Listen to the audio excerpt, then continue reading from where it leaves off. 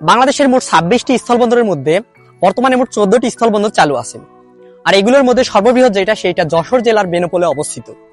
আর সর্বনিম্ন যেটা মানে সব থেকে ছোট যেটা সেইটা মুজিবনগর। কিন্তু গাইস আজকে আমি চলে আসছি বাংলাদেশের দ্বিতীয় বৃহত্তম স্থলবন্দর, যেটি আমাদের দিনাজপুর জেলার হিলি হাকিমপুর উপজেলার হিলিতে অবস্থিত।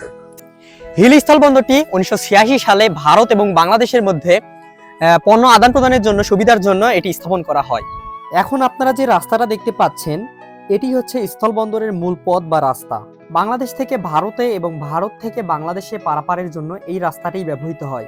স্থলবন্দরে যে কোনো পণ্য বা যত ধরনের জিনিসপত্র আমদানি রপ্তানি করা হয় সব এই পথ দিয়েই পারাপার হয়। আমি এখন যেখানে দাঁড়িয়ে ভিডিও করতেছি এখান থেকে সামনে যাওয়া সাধারণ জনগণের জন্য সম্পূর্ণ নিষেধ, কারণ যে রেল লাইনটা আপনারা দেখতেছেন এটা পেরোলেই সামনে ভারতের সীমানা। 1947 সালে ভারতবর্ষ বিভাগের সময় হিলি গ্রামটি দ্বিখণ্ডিত হয়।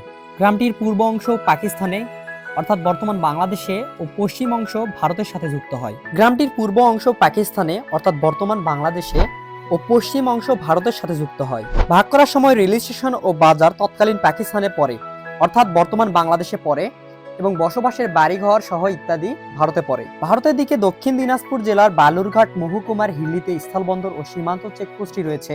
আর বাংলাদেশের দিকে আমাদের দিনাজপুরের হিলি হাকিমপুর উপজেলার হিলিতে চেকপোস্টটি রয়েছে।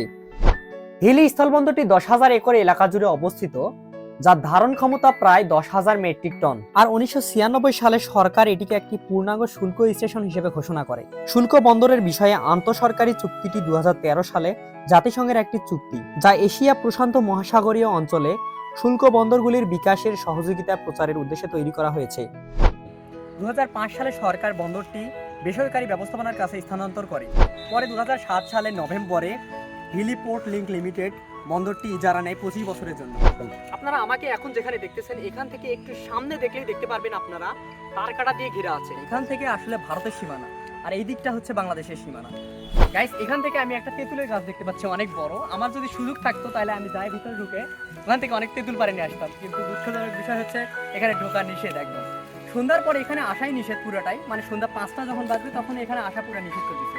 সেজন্য এখানে বিজিবি আপনারা দেখতে পারবেন বিজিবি এখানে দাঁড়িয়ে আছে, ওরা নিরাপত্তা দেওয়ার জন্য এখানে বর্ডার পাহারা দিচ্ছে।